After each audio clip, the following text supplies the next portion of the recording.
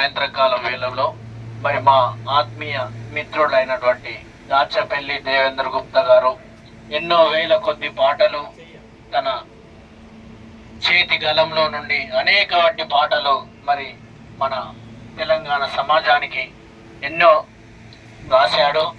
మహా భక్తి గీతాలు, అనేక పొలిటికల్ సాంగ్స్, సమాజానికి సంబంధించిన పాటలు రాయడం జరిగింది. ఈరోజు మన వరంగల్కు రావడం, హన్మకొండ రికార్డింగ్ స్టూడియోకు రావడం చాలా సంతోషకరం.